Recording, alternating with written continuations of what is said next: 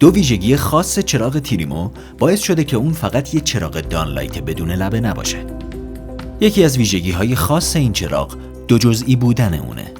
فریم در مرحله اول نصب میشه و بعد منبع نوری با یک کلیک ساده به رینگ نصب میشه و این باعث میشه تا یک چراغ دانلایت بدون لبه با فینیشینگ فوق‌العاده تمیزی داشته باشیم. بیایم با هم چند تا پروژه ببینیم. در پروژه مجتمع مسکونی شماره 18 کوهیار و یا پروژه ویلای شخصی واقع در فشم و 10 ها پروژه دیگه برای تامین روشنایی از چراغ تریمو استفاده شده. در این چراغ از LED و درایور بهترین برندهای اروپایی مانند ترایدونیک استفاده شده.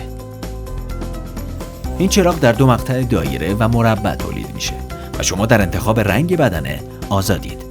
قبل از اینکه به ویژگی دوم بپردازم، باید بگم که قطر برش در سقف برای چراغ‌های دایره‌ای 8 سانتی متر، برای مقطع مربع 8 در 8 سانتی متر و فضای خالی لازم پشت سقف کاذب 10 سانتی متره. اما ویژگی دوم، دارک لایت بودن چراغ تریمو مزیت فوق‌العاده‌ایه که باعث شده در اکثر فضاهای معماری با کاربری‌های مختلف علاوه بر تأمین روشنایی، آسایش بصری فضا هم حفظ بشه. ویژگی دارک لایت باعث میشه منبع روشنایی خیرگی ایجاد نکنه و در سقف مشخص نباشه.